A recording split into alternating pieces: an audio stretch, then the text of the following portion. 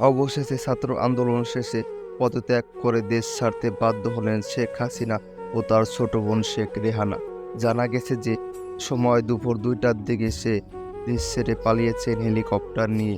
জানা গেছে যে ভারত মধ্যপ্রাচ্য আগরতলায় সে অবস্থান করেছে এবং মোদির সাথে সে দেখা করেছে।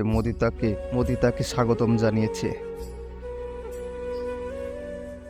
তারপরে সে ভারত থেকে সে ব্রিটেনে চলে যায়।